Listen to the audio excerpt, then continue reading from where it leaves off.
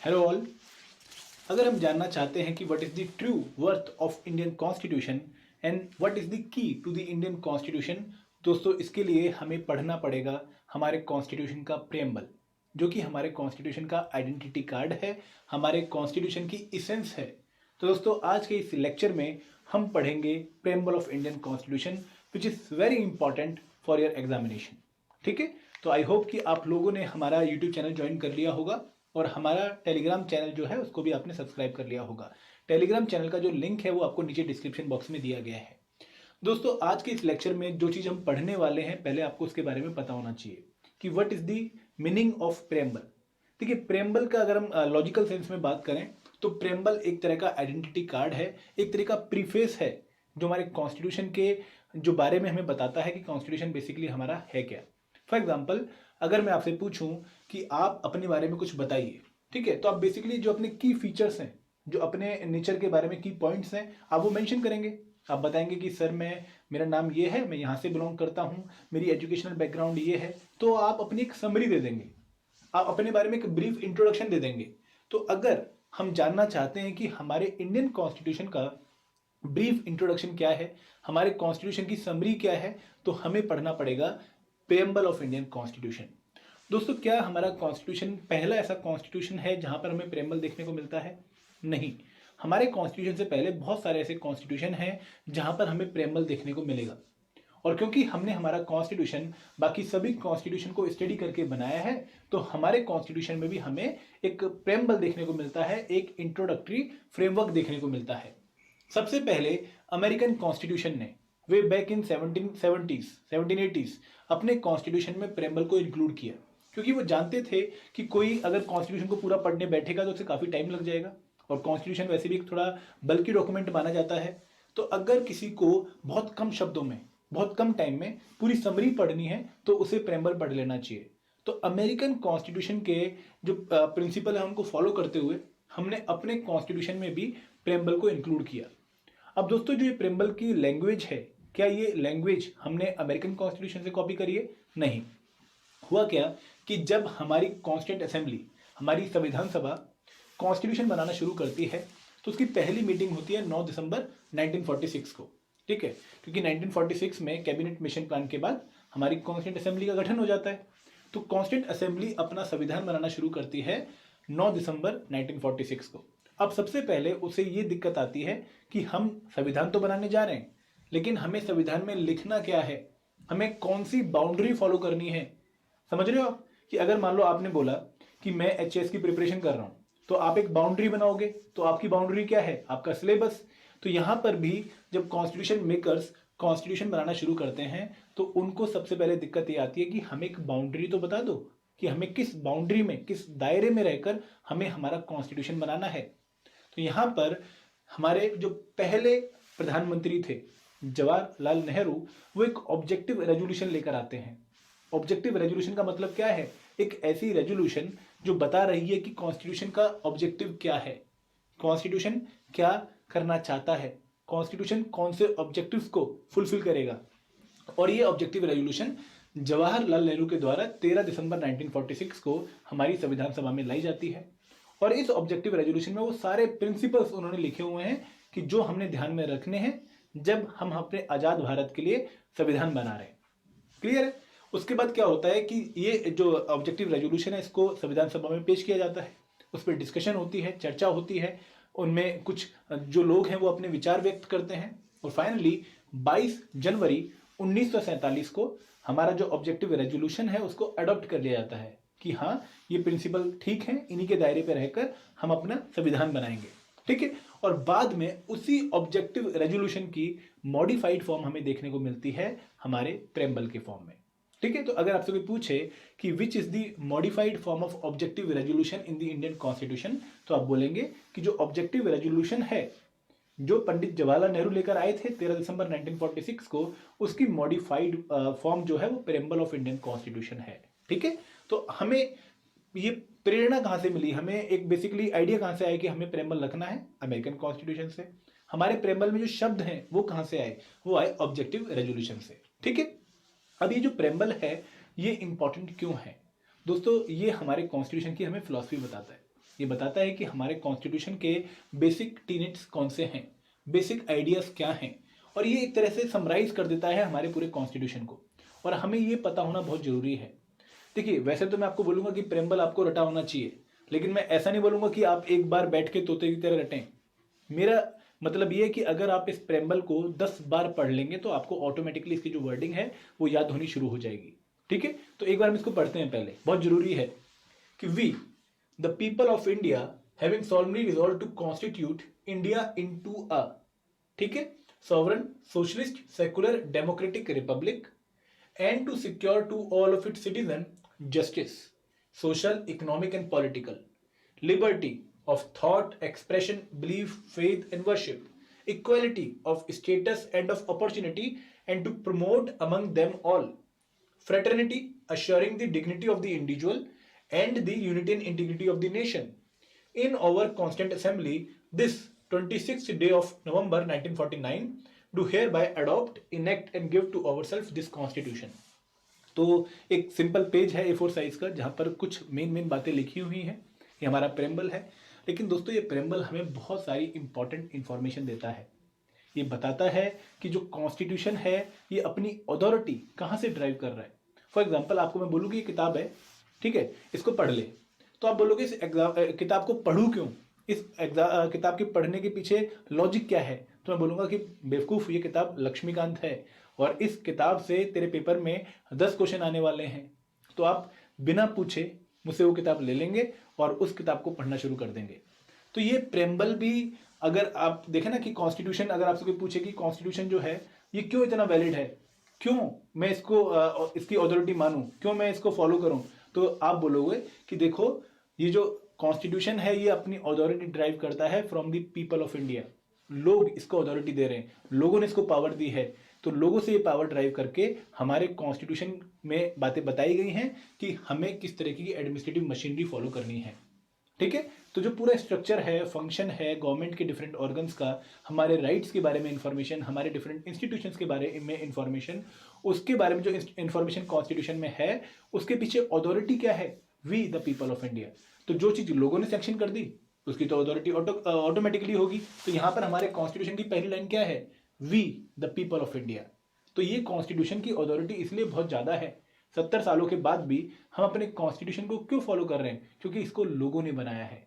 No doubt कि जो हमारी कॉन्स्टिट्यूंट असेंबली थी वो डायरेक्टली इलेक्टेड बॉडी नहीं थी, लेकिन उस टाइम पर जो लोग उसके मेंबर थे उनको लोगों का मत हासिल था। हम बात करें नेहरू जी की, हम बात करें पटेल की, हम बात करें राजेंद्र प्रसाद की, ये उस टाइम के पॉलिटिकल लीडर्स थे। अगर डायरेक्ट इलेक्शन होता भी तो भी यही लीडर हमारी संविधान सभा में हमें देखने को मिलते।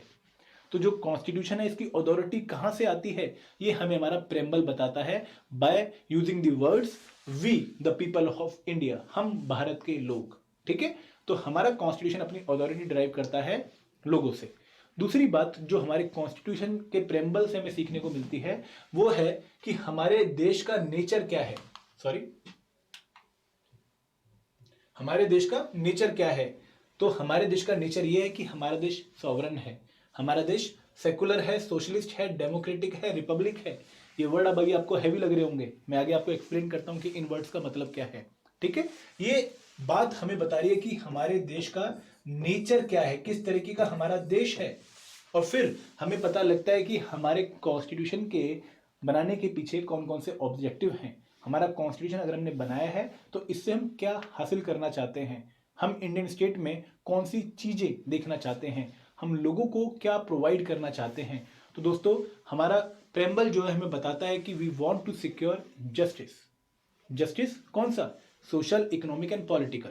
फिर लिबर्टी, किस चीज की, बिलीफ की, फेथ की, एक्सप्रेशन की। इक्वालिटी अमंग ऑल, और अपॉर्चुनिटी प्रोवाइड करनी है हर एक आदमी को कि तू अपनी ग्रोथ के लिए जो स्टेप लेना चाहता है वो तुझे मिले। उसके बाद फ्रेटर्निटी। तो ये ऑब्जेक्टिव है हमारे प्रेम्बल के, जो चाहता है कि अगर इंडियन स्टेट एक अच्छा स्टेट बने तो उसमें सारे ऑब्जेक्टिव फुलफिल हों। ठीक है, ये जो वर्ड हैं, जो मैंने 5 वर्ड यहाँ पे आपको बताए और ये जो 4 वर्ड यहाँ पर हैं, इनको हम अच्छे से पढ़ेंगे, क्योंकि इन वर्ड्स के बारे में अगर आपको पता है, क्लैरिटी है, तो दोस्तों आपका आधा प्रेम्बल कवर हो गया। उसके बाद प्रेम्बल जो नेक्स्ट मोस्ट इंपॉर्टेंट इंफॉर्मेशन हमें देता है वो बताता है कि हमारे कॉन्स्टिट्यूशन की अडॉप्शन की डेट क्या है। दोस्तों, अडॉप्शन का मतलब क्या है बेसिकली, अडॉप्शन का मतलब ये कि कब हमने माना कि ये हमारा कॉन्स्टिट्यूशन है, कब हमने अडॉप्ट किया, कब हमने इनेक्ट किया कि हाँ अब ये हमारा कॉन्स्टिट्यूशन है। जिस दिन हमारी कॉन्स्टिट्यूंट असेंबली के सारे मेंबर्स ने साइन किए into the constant making, constitution के ऊपर साइन कर दिया कि हाँ हम इसको मान रहे हैं, इनको सेंक्टिटी दे रहे हैं कि हाँ हम हमारे द्वारा ये बनाया गया कॉन्स्टिट्यूशन है। तो वो डेट थी 26 नवंबर 1949। ये वो डेट थी जिस दिन संविधान सभा के जो मेजोरिटी मेंबर्स उस दिन प्रेजेंट थे उन्होंने साइन कर दिया कि हाँ हम इस कॉन्स्टिट्यूशन को अडॉप्ट करते हैं। तो इस प्रेम्बल में हमें पता लगता है कि हमारे कॉन्स्टिट्यूशन की एडॉप्शन की डेट क्या है, इनेक्टमेंट की डेट क्या है। क्या डेट है? 26 डे ऑफ नवंबर 1949। अब एक आम आदमी को क्वेश्चन आता है कि sir date of commencement of the Indian constitution हमने चुनी है 26 जनवरी 1930। ये वही दिन है जो पूर्ण स्वराज 20 साल पहले घोषित हुआ था। तो क्यों हमें एक डिफरेंस ऑफ डेट देखने को मिलता है कि डेट ऑफ एडॉप्शन अलग है और डेट ऑफ कमेंसमेंट अलग है? तो डेट ऑफ एडॉप्शन बेसिकली वो दिन है जिस दिन आपका बिल पास हुआ है, जिस दिन आपका कॉन्स्टिट्यूशन पास हुआ है, कॉन्स्टिट्यूंट असेंबली ने उसको पास कर लिया है। और डेट ऑफ कमेंसमेंट क्या है कि किस दिन हमारा कॉन्स्टिट्यूशन फोर्स में आया है। फॉर एग्जाम्पल अगर हम बात करें स्टेट रीऑर्गेनाइजेशन एक्ट की, ठीक है, 7th कॉन्स्टिट्यूशन अमेंडमेंट एक्ट की बात करें तो वो पास हुई है सितंबर 1956 में और वो फोर्स में कब आई है? नवंबर 1956 में। तो 1 नवंबर 1946 को हमारा जो हिमाचल प्रदेश है, 1956 को हमारा जो हिमाचल प्रदेश है इसको यूनियन टेरिटरी बना दिया गया। तो फोर्स में आने की डेट अलग है और साइन पास होने की डेट अलग है। तो हमारा कॉन्स्टिट्यूशन पास किस दिन होता है? वो होता है 26 नवंबर 1949। उसको डेट ऑफ एडॉप्शन बोला जाता है। और वो फोर्स में कब आता है, कमेंसमेंट में कब आता है? 26 जनवरी 1950। दोनों डेट्स में फर्क है। हमारे कॉन्स्टिट्यूशन के जो मेजर प्रोविजन है वो किस दिन अप्लाई होते हैं? वो अप्लाई होते हैं फ्रॉम द डेट ऑफ 26 जनवरी 1950। ठीक है, अब बात करते हैं हमारे कॉन्स्टिट्यूशन में जो प्रेम्बल में नेचर ऑफ इंडियन स्टेट बताया गया है उसको वन बाय वन डिस्कस करते हैं। सबसे पहले बताया गया कि जो इंडियन स्टेट है वो सॉवरन है। सॉवरन का मतलब क्या होता है दोस्तों? कि ना तो हम किसी की कॉलोनी है और ना ही हम किसी की डोमिनियन है। हम एक इंडिपेंडेंट कंट्री हैं जो अपना इंटरनल और एक्सटर्नल डिसीजन खुद ले सकते हैं। हमें किसी और से ना तो सलाह मशवरा की जरूरत है और ना ही किसी और की बात मानने की जरूरत है। हम अपने इंटरनल मैटर भी खुद फॉलो कर सकते हैं, उनको खुद निपटा सकते हैं और अपने एक्सटर्नल डिसीजन भी हम खुद ही ले सकते हैं। होता क्या है कि अगर हम 1947 से पहले की भारत की बात करें तो हम ब्रिटिश एम्पायर की कॉलोनी थे। अगर हम 1947 15 अगस्त से लेकर 26 जनवरी 1950 तक की बात करें तो हम एक डोमिनियन का स्टेटस रखते हैं ऑफ ब्रिटिश एम्पायर।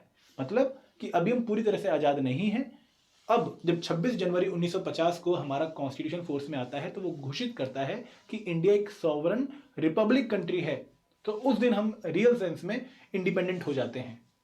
हमारे ऊपर अब किसी का कंट्रोल नहीं है। हम अपने किसी भी मैटर को, इंटरनल हो एक्सटर्नल हो, उसको खुद ब खुद सॉल्व कर सकते हैं। तो ये मतलब है सॉवरन का। दूसरा वर्ड है सोशलिस्ट। देखिए सोशलिस्ट वर्ड जो है ये बेसिकली आपका रशिया और चाइना में काफ़ी फेमस था। पहले रशिया से आया है कार्ल मार्क्स के बाद। और सोशलिज्म आपके मल्टीपल टाइप के होते हैं। जो सोशलिज्म हमारा यूएसएसआर में फॉलो होता था, पहले वाले यूएसएसआर में जो आज का रशिया है, वो था आपका स्ट्रिक्ट सोशलिज्म। ठीक है, यहाँ पर जितने भी प्राइवेट मीन्स ऑफ प्रोडक्शन थे उनको क्या कर दिया, खत्म कर दिया गया, उसको नेशनलाइज कर दिया गया कि सब कुछ स्टेट के कंट्रोल में रहना चाहिए। उसको हम थोड़ा स्ट्रिक्ट फॉर्म ऑफ सोशलिज्म कहते हैं या मार्क्सिज्म वाला सोशलिज्म कहते हैं। हमारे देश में जो सोशलिज्म फॉलो किया गया वो थोड़ा डिफरेंट था।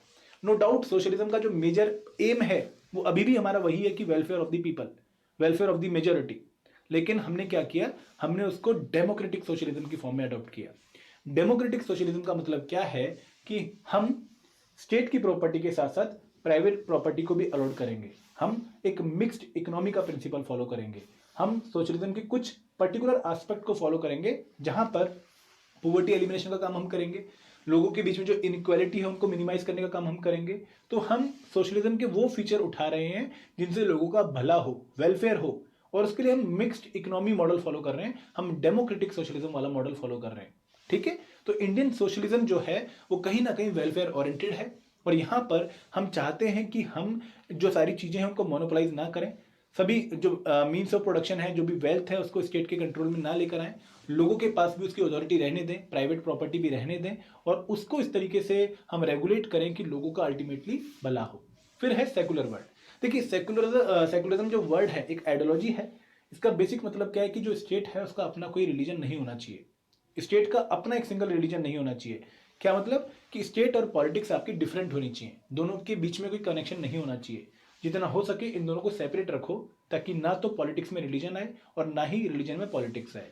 अब हमारे देश में क्या कि हमने सेकुलरिज्म का प्रिंसिपल तो फॉलो किया। क्यों फॉलो किया? क्योंकि हमें पता था कि हमारे देश में बहुत सारे रिलीजन हैं, और यहाँ पर अगर हम एक रिलीजन को मेन स्टेट रिलीजन बना देंगे तो बाकी जो लोग हैं बाकी रिलीजन के, उनको खतरा महसूस होगा, उनको डर लगेगा। तो सभी लोगों की एस्पिरेशंस को मैनेज करते हुए हमने सेकुलरिज्म अडॉप्ट किया। यहाँ पर हमने बोला कि नो डाउट हम वेस्टर्न प्रिंसिपल वाला सेकुलरिज्म भी फॉलो कर रहे हैं, जहाँ पर हमारा कोई स्टेट रिलीजन नहीं होगा, लेकिन हम यहाँ पर positive form of secularism follow कर रहे हैं। यहाँ पर हम वो सेकुलरिज्म फॉलो कर रहे हैं जहाँ पर हम सभी रिलीजन को इक्वल रिस्पेक्ट देंगे। हम स्ट्रिक्ट सेपरेशन नहीं करेंगे, हम रिलीजन में घुसेंगे ही नहीं। हम कह रहे हैं कि हम आपकी इक्वल रिस्पेक्ट करेंगे। एक होता है न्यूट्रल रहना, कि ना तेरी जगह आ रहे ना तू मेरी जगह ही हो। यहाँ पर हम कह रहे हैं कि हमारा जो रिलेशन है आपकी टुवर्ड्स वो थोड़ा पॉजिटिव है, हम आपसे प्यार भावना से बात कर रहे हैं, हम आपके रिलीजन को इज्जत दे रहे हैं। तो इंडियन कॉन्स्टिट्यूशन में भी पॉजिटिव फॉर्म ऑफ सेकुलरिज्म है, जहां पर सभी रिलीजन को, भले वो हिंदू मुस्लिम सिख ईसाई कोई भी हो, उनको हम इक्वल रिस्पेक्ट देंगे। ठीक है। और अगर मान लो किसी रिलीजन में नेगेटिव प्रैक्टिसेस हैं, वो ऐसी प्रैक्टिसेस जो कि लोगों के खिलाफ हैं, इनह्यूमन हैं, जो औरतों को परेशान कर रही हैं, जो बच्चों को परेशान कर रही हैं, उन प्रैक्टिसेस को हटाने के लिए हम अगर चाहें तो रिलीजन में इंटरफेयर भी कर सकते हैं। तो वैसे तो हमने एक डिस्टेंस रखा हुआ है कि ना हम आपके केस में आएंगे ना आप हमारे केस में आओ, बट हम आपकी रिस्पेक्ट जरूर करते हैं। बट अगर आपने कुछ उल्टी प्रैक्टिस फॉलो कर रखी है तो हम उनको हटाने के लिए आपके पास पक्का आएंगे। समझ रहे हो वाली बात? फिर आता है डेमोक्रेटिक प्रिंसिपल। देखिए दोस्तों, इंडिया के बारे में एक वर्ड यूज किया जाता है कि इंडिया एक रिप्रेजेंटेटिव पार्लियामेंट्री डेमोक्रेसी है। अब इस वर्ड का मतलब क्या है? जनरली डेमोक्रेसी का मतलब क्या है कि यहां पर doctrine of popular sovereignty follow हो रहा है। डॉक्ट्राइन ऑफ पॉपुलर सॉवरेनिटी का मतलब क्या है कि यहां पर जो लोग हैं वो सुप्रीम अथॉरिटी रखते हैं। गवर्निंग पावर किसके पास है? लोगों के पास है। यहां पर rule by the people for the people है। अब हमारे देश में जो डेमोक्रेसी है वो डायरेक्ट नहीं है, क्योंकि पॉपुलेशन बहुत ज्यादा है। अगर आप 1.5 अरब लोगों को एक साथ बिठा के डिसीजन लेना चाहोगे तो वो तो पॉसिबल ही नहीं है। तो हमने क्या फॉलो किया कि यहाँ पर जो 1.5 अरब लोग हैं ये लोकसभा के इलेक्शन में पार्टिसिपेट करेंगे। इन सबको हमने वोट डालने का अधिकार दिया है अगर इनकी 18 साल से ऊपर की एज है। पीरियडिक इलेक्शन हमने रखे हैं हर 5 साल बाद। तो वहां पर ये 1.3 बिलियन लोग अपने रिप्रेजेंटेटिव को चुनेंगे, अपने एक होता है ना उत्तराधिकारी को चुनेंगे। और ये 543 उत्तराधिकारी जो इनके रिप्रेजेंटेटिव हैं ये जाके बैठेंगे लोकसभा में और ये लोगों के बिहाफ पर रूल करेंगे। तो हमारी डेमोक्रेसी क्या है? हमारी democracy representative parliamentary form of democracy है। जनरली जो रिप्रेजेंटेटिव डेमोक्रेसी होती है 2 टाइप की होती है, पार्लियामेंट्री और presidential. Parliamentary form of government में हमें लेजिस्लेटिव और एग्जीक्यूटिव ऑर्गन इंटरकनेक्टेड देखने को मिलते हैं, और जो प्रेसिडेंशियल फॉर्म ऑफ गवर्नमेंट है वहां पर हमें लेजिस्लेचर और एग्जीक्यूटिव दोनों ही सेपरेट देखने को मिलते हैं, जैसे यूएसए में है। तो इंडिया में रिप्रेजेंटेटिव डेमोक्रेसी है कि हाँ लोग अपने रिप्रेजेंटेटिव को चुनेंगे, और यहाँ पर पार्लियामेंट्री फॉर्म ऑफ डेमोक्रेसी है। यहाँ पर वो लोग जिनको लोगों के द्वारा चुना जाएगा, वो गवर्नमेंट जिनको लोग चुन रही है वो आपके लोकसभा का मेंबर होंगे। मतलब अगर पीएम आपने चुने, लोगों ने चुने, तो PM is also a part of parliament या एग्जीक्यूटिव लेजिस्लेचर। ठीक है। तो इंडिया में रिप्रेजेंटेटिव पार्लियामेंट्री डेमोक्रेसी को फॉलो किया गया है। अब last but not the least, ठीक है, रिपब्लिक। देखिए जनरली जो स्टेट आपने देखे होंगे, आपने ब्रिटेन के बारे में सुना होगा, आपने जापान के बारे में सुना होगा, आपने भूटान के बारे में सुना होगा, आपने इंडोनेशिया के बारे में सुना होगा। ये वो देश हैं जहां पर आपने क्वीन किंग वर्ड सुने होंगे। यहाँ पर जो हेड ऑफ द स्टेट है, जो first citizen of the state है, वो या तो क्वीन है या फिर किंग है। लेकिन भारत में आपने ऐसा कुछ नहीं सुना है। तो यहाँ पर जिन स्टेट्स में हमें क्वीन और किंग देखने को मिलते हैं उनको हम मोनार्की कहते हैं, मोनार्कियल फॉर्म ऑफ गवर्नमेंट कहते हैं। यहाँ पर एक पर्टिकुलर फैमिली के लोग ही आपके किंग या क्वीन बनते हैं और वही हेड ऑफ द स्टेट कहलाते हैं। लेकिन इंडिया में हमने इस चीज को फॉलो नहीं किया है। इंडिया एक रिपब्लिक है क्योंकि इंडिया में इलेक्टेड हेड है। इंडिया में इलेक्टेड हेड हैं, प्रेसिडेंट हैं, और उन प्रेसिडेंट को भले ही लोग डायरेक्टली नहीं चुनते, लेकिन लोगों के द्वारा चुने गए लोग जो लोकसभा में है या फिर लेजिस्लेटिव असेंबली में है वो आपके प्रेसिडेंट्स आपको चुनते हैं। और हर 5 साल बाद हम प्रेसिडेंट्स आपको द्वारा चुनते हैं। ठीक है। तो इंडिया में रिपब्लिक नेचर हमें क्यों देखने को मिलता है? क्योंकि हमारा जो हेड ऑफ द स्टेट है वो इलेक्टेड है। क्लियर है वाली बातें? तो तो ये चीज़ें हम कंटिन्यू रखेंगे आगे वाले लेक्चर में भी, जहाँ पर हम बात करेंगे justice, liberty, equality and fraternity की। आई होप आप लोगों को समझ आ रहा होगा। अगर आप लोगों को समझ आया है तो होमवर्क क्वेश्चन में दे रहा हूँ आपको, इसका आंसर करना है। Preamble of Indian constitution provides insight about the following matters. ABCD आपको बताना है कि किसके बारे में वो इनसाइट प्रोवाइड करता है। और एक क्वेश्चन आप लोगों को मैं अगली बार भी दूंगा इस प्रेम्बल के रिगार्डिंग। ये हमारा पार्ट 1 है, आगे हम पार्ट 2 कवर करेंगे। तो आई होप कि सब कुछ ठीक चल रहा है, समझ आ रहा है। अगर समझ आ रहा है, अच्छा लग रहा है, तो प्लीज़ कमेंट सेक्शन में बताइएगा, और अगर कोई सजेशन है प्लीज़ दीजिएगा कमेंट सेक्शन में। Thank you very much. जय हिंद, जय भारत।